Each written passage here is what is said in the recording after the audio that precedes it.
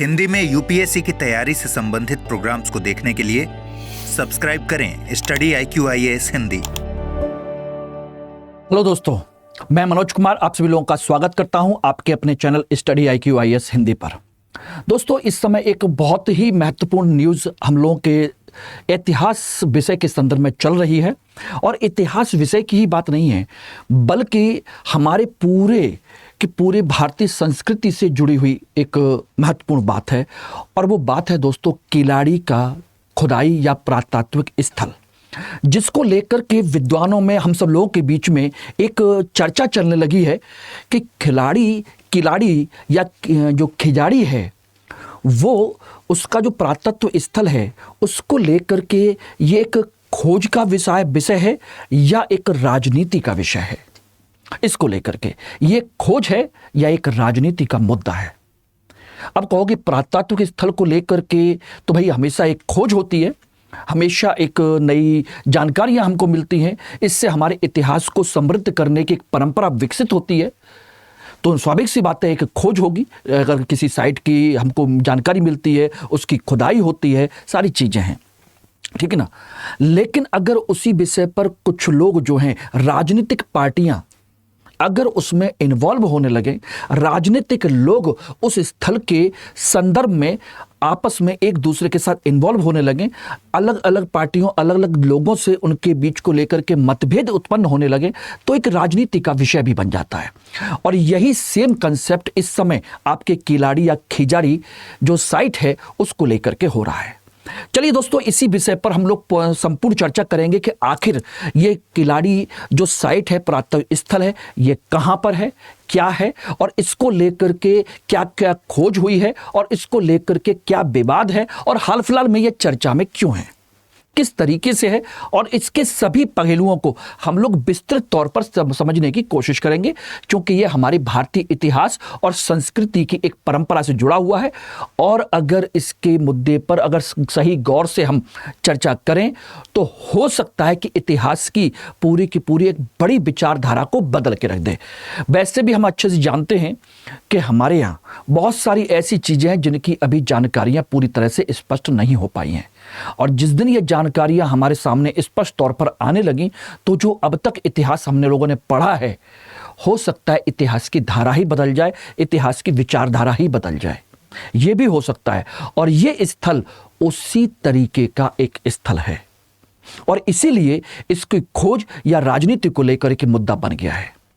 और चलिए इसको दोस्तों इस पर विस्तृत चर्चा करते हैं। लेकिन उससे पहले मैं आपको एक महत्वपूर्ण सूचना आपको दे देता हूं कि स्टडी IQ IAS ने अपना P2I foundation batch, morning batch अभी 23 तारीख से सुबह 8 बजे लॉन्च करने का प्लान बनाया है। तो आप में से जो भी छात्र 2026 या 2027 को टारगेट कर रहे हैं और चाहते हैं कि अच्छी रैंक के साथ सिलेक्शन लें, अच्छी फैकल्टीज के साथ आप पढ़ें, प्रॉपर एक सही दिशा में पढ़ें, और सभी चीजें जो आपके सिलेक्शन के लिए जरूरी वो सारी चीजें आपको मिलें, तो डेफिनेटली आपको इस बैच को ज्वाइन करना चाहिए।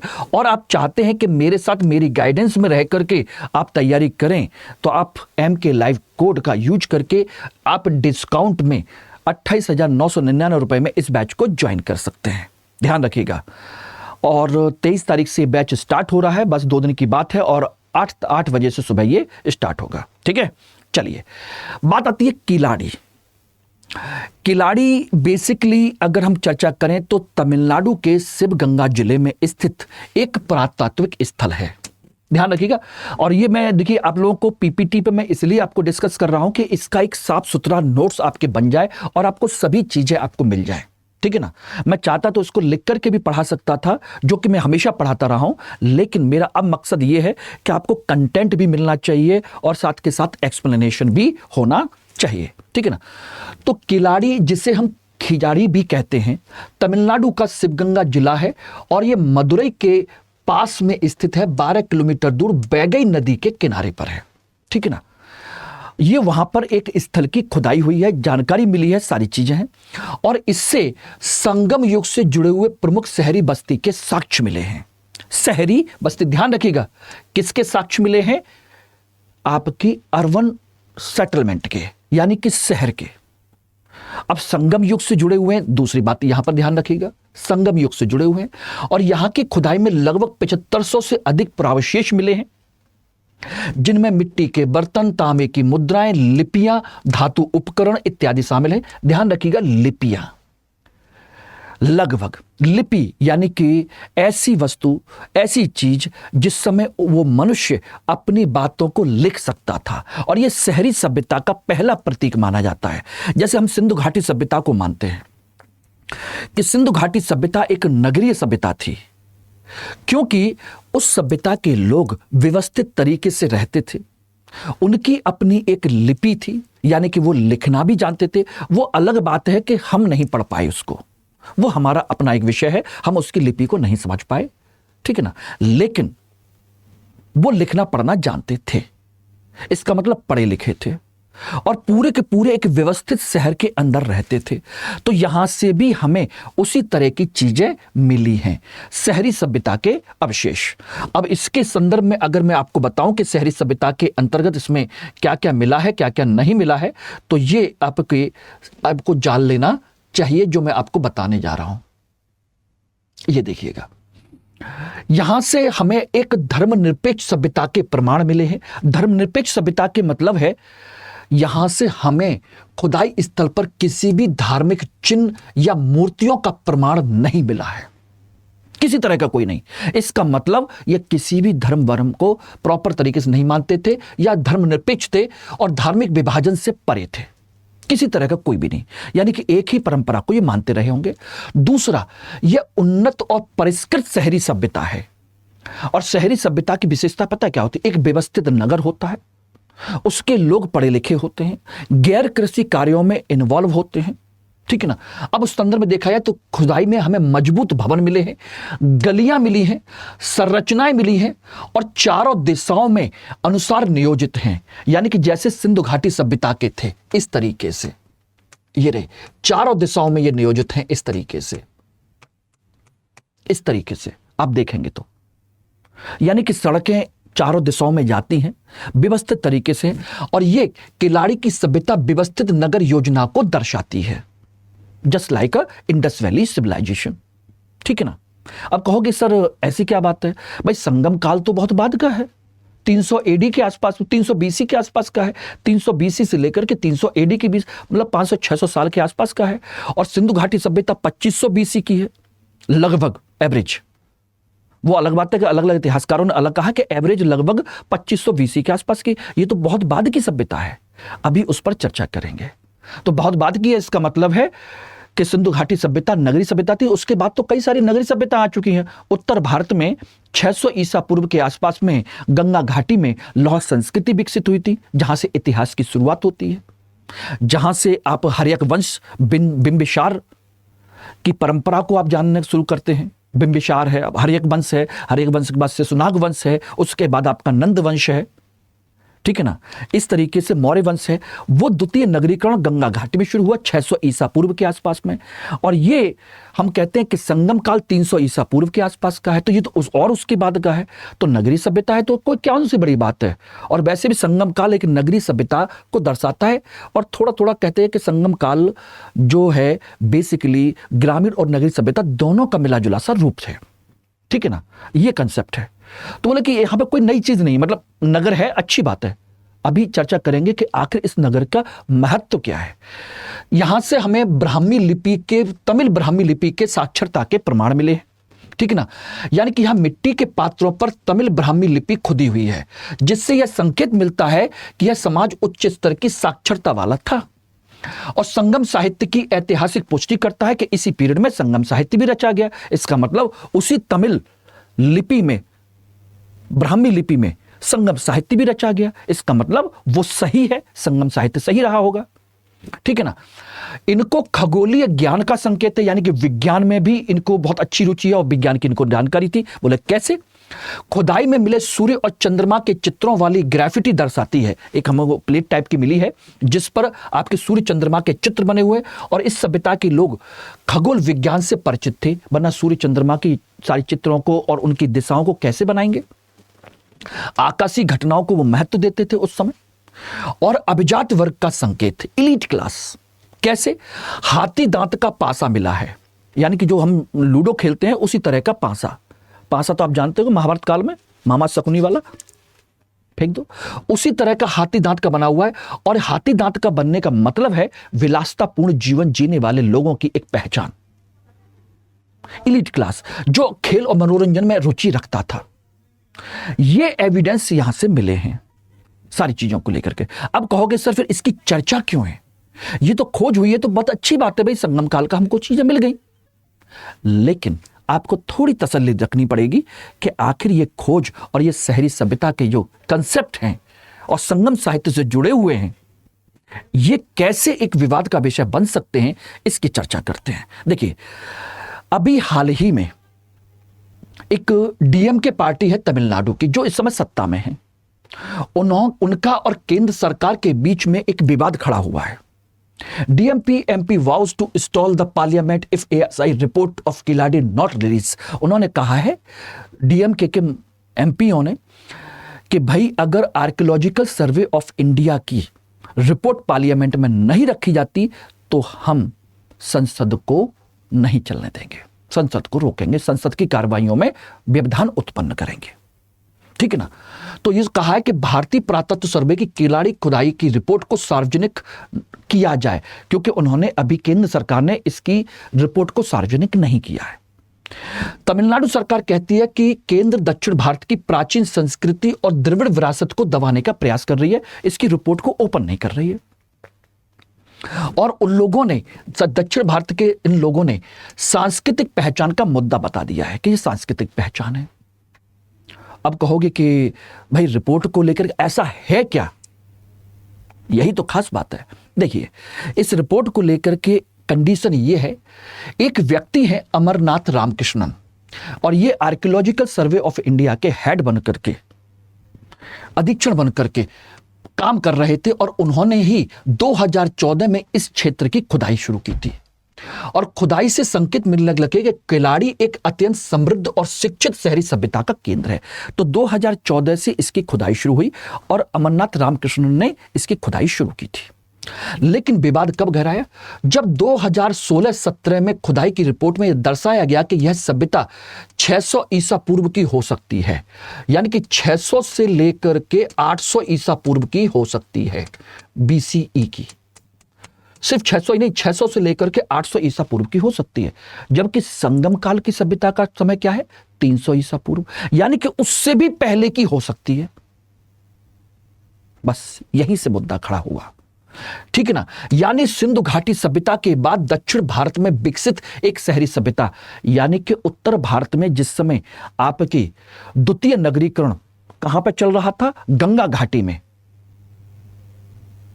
जहां पर महाजनपदों का उदय हो रहा था, जिस समय पर उसी समय पर लगभग या उससे भी थोड़ा सा पहले यहां पर यह सभ्यता विकसित हो रही थी, और वो भी शहरी सभ्यता। निष्कर्ष यह था कि उस धारा को चुनौती देता था जो कहती है कि द्रविड़ संस्कृति आर्यों के आगमन के बाद विकसित हुई है। बस यही विवाद का विषय है। आज तक हम लोग ये पढ़ते चले आए कि दक्षिण भारत में जो द्रविड़ संस्कृति पनपी है वो आर्यों ने विकसित करी थी। उससे पहले वहां पर ग्रामीण संस्कृति हुआ करती थी, और उनकी एक प्राचीन परंपरा रही है, ग्रामीण संस्कृति प्रकार की थी। ठीक है ना? और जो संगम संस्कृति है, जिसे संगम काल कहते हैं, ऋषि अगस्त्य दक्षिण भारत का आर्यीकरण करते हैं। वही दक्षिण भारत में आर्य संस्कृति को लेकर गए और उनका आर्यीकरण किया और उनको एक सभ्यता में विकसित किया, और उन्हीं के आधार पर ही और उन्हीं के आह्वान पर ही तमिल संगम का आयोजन किया गया। ये बात आप अच्छे से जानते हैं कि संगम काल का मतलब है तमिल कवियों का संगम, और ये 3 हुए थे मदुरई में। ठीक है ना? आप अच्छे जानते हैं, पांड्य शासकों के अध्यक्षता में हुए थे मदुरई में, और आपके 2 जगह और भी थी, अलवई और उत्तरी मदुरई। 3 संगम हुए थे जहां पर संगम साहित्य रचा गया था, जिसमें 5 महाकाव्य थे। आप लोगों ने नाम सुना होगा, शिल्पाधिकारम, मणिमेखलई, कुंडलकेशी, बलयपति, ठीक है ना, और जीवक चिंतामणि, जिनमें से 3 आज मौजूद हैं। उसके अलावा आपके 18 बड़े काव्य और 18 लघु काव्य भी रचे गए। ठीक है ना? जिनमें पट्टू पट्टू आप अच्छे से जानते हो, पट्टू पट्टू 10-10 कहते हैं इसको, यानी 10 बड़े गीत हैं, ठीक है ना। ऐसी रचनाएं रची गई। साथ के साथ वहां पर तमिल व्याकरण की भी रचना की गई। कुराल, त्रिपुराल तिरुवल्लुवर ने लिखी। तो इस तरीके से संगम साहित्य की चर्चा हम लोगों ने सुनी थी। और संगम साहित्य एक शहरी और व्यवस्थित साहित्य था, और उसमें शहरी सभ्यता की जानकारी भी दी गई है। 3 राजवंश थे, चेल, चोर और पांडे। इन तीनों राज्यों की कहानी बताई गई है, ठीक है ना। वो सारी चीजें हैं उसमें। लेकिन उसका समयकाल जो अधिकांश इतिहासकारों ने बताया 300 ईसा पूर्व से लेकर के 300 ईस्वी तक का है, ठीक है ना।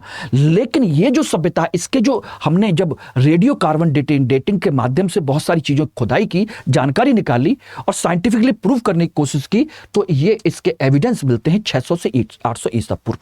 इसका मतलब है, इन लोगों का मानना है कि हमारे यहां संस्कृतिकरण, द्रविड़ संस्कृतिकरण, आर्य संस्कृतिकरण या शहरी सभ्यता का विकास की परंपरा उत्तर भारत के आर्यों ने नहीं की थी, उत्तर भारत से नहीं आई है। यह दक्षिण भारत की अपनी खुद की एक परंपरा है, खुद की एक चीज है, उनका खुद का एक विकास है।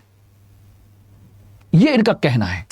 द्रविड़ संस्कृति आर्यों के आगमन के बाद विकसित हुई, यह उसके खिलाफ है। खुदाई से निष्कर्ष निकले कि वो तमिल सभ्यता का प्राचीनतम और उसकी उन्नतता को दर्शाती है।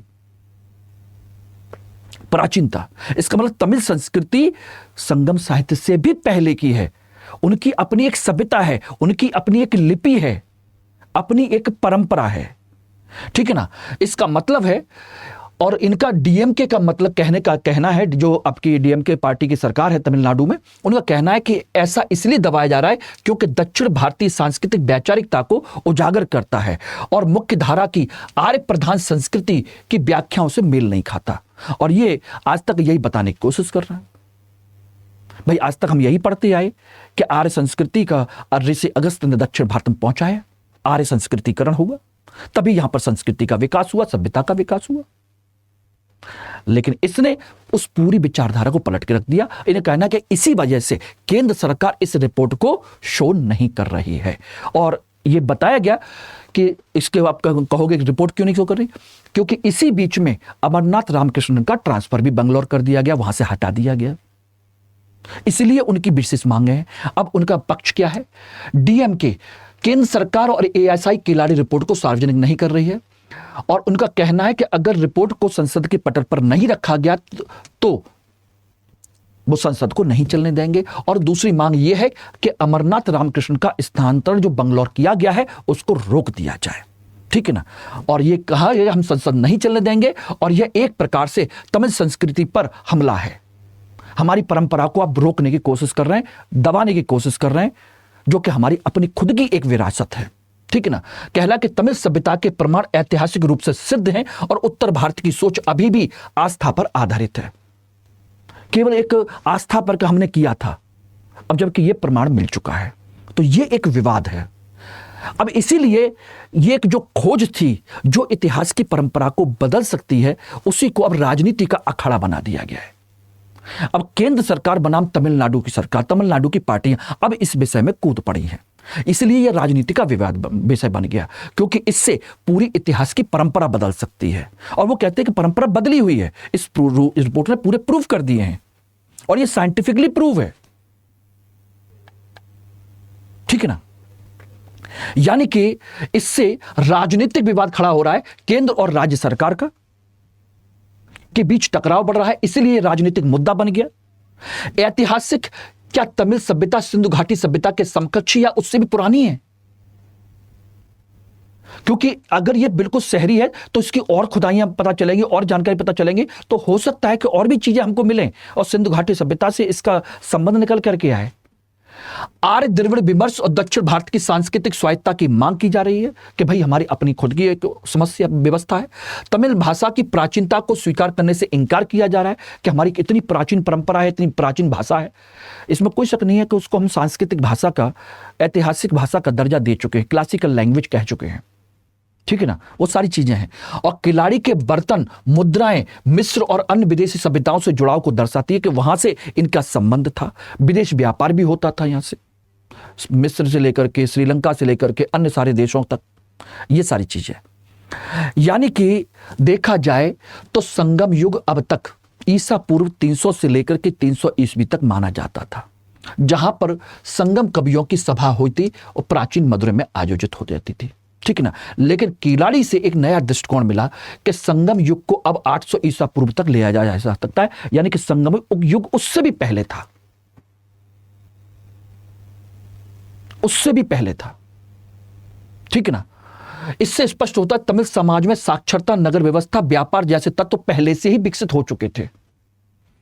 ब्राह्मी लिपि, ईंट की संरचना, मिट्टी के बर्तन, धातु के उपकरण, विदेशी वस्तुएं संगम साहित्य में बड़े जीवन शैली की पुष्टि करती हैं कि जैसा संगम साहित्य में लिखा गया है लगभग वैसा ही है, वो वहां पर मिलते हैं। और ये है आपका कीलाड़ी की साइड, बैगई नदी ये रही, और इसके किनारे पर आपकी ये रही मदुरै के पास में 10-12 किलोमीटर दूर ये मदुरै है, और मदुरै के पास में ये बैगई नदी बहती है, और उसी के पास में आपकी कीलाड़ी की साइट है, ये तमिलनाडु में।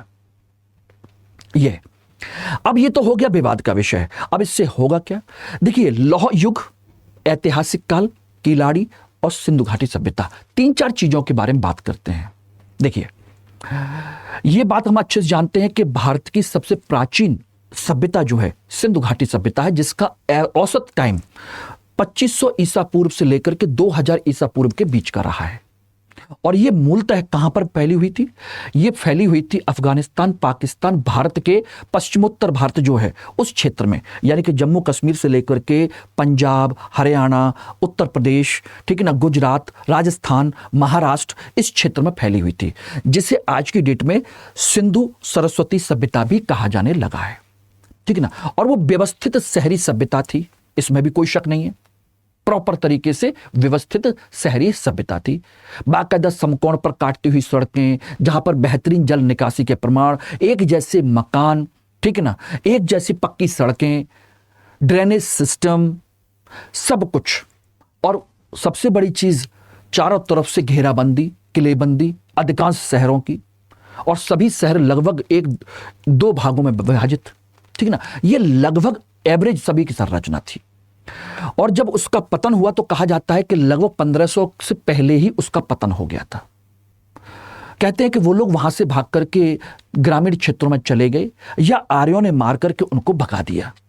ये हमने सबने पढ़ा है, और आप पढ़ेंगे भी इतिहास में कि बचे हुए आर्यों ने उनको, बचे हुए सिंधु घाटी सभ्यता के लोगों को उन्होंने भगा दिया। यहीं पर आपने एक कभी कंसेप्ट रहा होगा कि सिंधु घाटी सभ्यता के निर्माता कौन थे, सिंधु घाटी सभ्यता का विकास किसने किया। कुछ लोग कहते हैं कि सिंधु घाटी सभ्यता का विकास मेसोपोटामिया के लोगों ने किया था। यह अंग्रेजों की देन है, जो कि गलत सिद्ध हो चुका है। उसी में एक दूसरी बात कहते हैं कि सिंधु घाटी सभ्यता का विकास यहां के स्थानीय लोगों ने किया। धीरे धीरे ग्रामीण संस्कृति ही शहरी संस्कृति में विकसित होती चली गई। कुछ लोग कहते हैं कि सिंधु घाटी सभ्यता का विकास आर्यों ने किया, और कुछ लोग कहते हैं कि सिंधु घाटी सभ्यता का विकास द्रविड़ लोगों ने किया, क्योंकि वहां की सभ्यता की विशेषताएं और उन लोगों की विशेषताएं और द्रविड़ लोगों की विशेषताएं लगभग एक जैसी हैं। लेकिन हमने इसको भी खारिज कर दिया था, क्योंकि इतिहासकारों का मानना था कि सिंधु घाटी सभ्यता एक शहरी सभ्यता है और द्रविड़ संस्कृति एक ग्रामीण संस्कृति है, ठीक है ना। लेकिन अब उसी थ्योरी पर यह बात आएगी कि क्या तमिल संस्कृति या द्रविड़ संस्कृति क्या वास्तव में ग्रामीण संस्कृति थी? अगर यह 800 से ईसा पूर्व की है तो और भी साइटें होंगी जो उससे पहले की निकल के आएंगी। कहीं ऐसा तो नहीं है कि सिंधु घाटी सभ्यता के लोग ही, जब आर्य लोग भागे, आर्य लोगों ने मारा, भागा, तो वही लोग भाग करके इस क्षेत्र में आकर के बस गए? क्योंकि दोनों की विचारधारा, दोनों के रंग रूप और तमाम तरह की चीजें एक जैसी मिलती जुलती हैं। वही उसी तरह की परंपरा है, वही लोग आकर के यहां पर बसे हो और उन लोगों ने इसी शहरी सभ्यता का विकास किया हो, इसलिए इनका संबंध वहां से जोड़ा जाने लगा है कि क्या वही लोग हैं? क्या तमिल लोगों ने ही, द्रविड़ लोगों ने ही सिंधु घाटी सभ्यता का निर्माण किया था? तो यह इतिहास बदलने की एक संभावना है। अब आप सोचिएगा, तो यह एक कंसेप्ट है। तो इसीलिए आपको देखा होगा कि इनको कहां से जोड़ा जाने लगा है, सिंधु घाटी सभ्यता से भी जोड़ा जाने लगा है। अब दूसरी बात, सिंधु घाटी सभ्यता खत्म हो गई, उसके बाद आर्य संस्कृति आ गई, और आर्य संस्कृति के बाद में लगभग 1000 1200 1300 1400 1200 से लेकर के 1000 ईसा पूर्व के बीच में हमें लौह संस्कृति के प्रमाण मिलते हैं। लोहे का साक्ष्य पहला कहां मिलता है? उत्तर प्रदेश के अतरंजी खेड़ा से मिलता है, जो 1000 ईसा पूर्व के आसपास का है, और वहीं से आर्यों का विभाजन होता है, ऋग्वैदिक आर्य और उत्तर वैदिक आर्य, वहीं से हमको विभाजन की जानकारी मिलती है। तो लौह संस्कृति, और वही लौह संस्कृति दक्षिण भारत में भी है, और ऐतिहासिक काल की शुरुआत होती है जहां से द्वितीय नगरीकरण शुरू होता है 600 ईसा पूर्व, जहां से महाजनपदों का विकास शुरू होता है। तो लौह युग, लौह संस्कृति आपकी ये रही, आरंभिक ऐतिहासिक युग ये रहा। तो ऐसी कंडीशन में अगर कीलाड़ी की साइट हमको पता चलती है, तो क्योंकि कीलाड़ी से हमें लोहे के उपकरण भी मिल रहे हैं, सारी चीजें भी मिल रही हैं, तो कहा जा रहा है कि ये इन दोनों के बीच का लिंक तो नहीं है, लौह संस्कृति और ऐतिहासिक काल के बीच का लिंक तो नहीं है, ये बना सकता है। ये दोनों के सांस्कृतिक पुल का कार्य करती है, इसका मतलब इनके बीच में एक प्रॉपर लिंक है, उत्तर से लेकर दक्षिण भारत तक ये रहे, क्योंकि इस पीरियड में नगर योजना मिलने लगी, और उससे पहले ये आपकी ये कंडीशन थी, लौह संस्कृति। और सिंधु घाटी सभ्यता से संबंधित संबंध जो मैंने आपको बता दिया, शिक्षाविदों ने बैगई घाटी सभ्यता कहा है। जैसे सिंधु घाटी सभ्यता, वही लोग कहते हैं, उनका मानना है कि शायद हो सकता है कि यही लोग आकर के यहां पर बैगई घाटी सभ्यता में आकर के तब्दील हो गए हों, का अंग बताया है। यह बैगई नदी किनारे फैली सभ्यता का प्रमाण है, और इससे सुझाव मिलता है कि भारत में स्वतंत्र रूप से विकसित एक समृद्ध नगर सभ्यता रही है। या तो वहीं से आए होंगे, या इन्होंने अपनी स्वतंत्र सभ्यता बनाई होगी। दोनों के बीच लगभग 1000 वर्षों का अंतर है, सिंधु घाटी सभ्यता और इसके बीच में, लेकिन कुछ संरचनात्मक और सांस्कृतिक समानताएं मिली हैं, जिससे यह विमर्श फिर से उभरा है, क्या दक्षिण भारत में एक निरंतर सभ्यता की विकास की धारा थी जो सिंधु घाटी सभ्यता से अलग नहीं थी, उन लोगों के बीच में संबंध थे। क्योंकि सिंधु घाटी सभ्यता पढ़ेंगे तो आपको पता है कि सिंधु घाटी सभ्यता में सोने की आपूर्ति, सोने का आयात कहां से किया जाता था? दक्षिण भारत की कोलार माइन से। पढ़ा है ना? पढ़ लीजिएगा, नहीं पढ़ा है तो पूरा लिस्ट मिलेगी आपको कि सोना कहां से आता था? दक्षिण भारत की कोलार माइन से। इसका मतलब उनके वहां पर संबंध रहे होंगे, इसी वजह से वहां पर एक सभ्यता रही होगी, उसी के समानांतर, उसी के पैरेलल, ठीक ना? तो इनमें देखा जाए तो ये तत्व हैं, ये रही। और ये एक किस किस चीज के आधार पर दोनों के बीच में हम कंसेप्ट देख सकते हैं। यहां की नगर योजना देखेंगे तो सिंधु घाटी की ग्रिड पैटर्न और जल निकास प्रणाली है, लेकिन यहां पर जल निकास प्रणाली है और ईंट की संरचना जैसी वहां पर भी है। ग्रिड पैटर्न प्रॉपर तरीके से नहीं है, लेकिन काफी हद तक मिलता जुलता है दोनों का पैटर्न, मकान का, सब शहर का निर्माण का।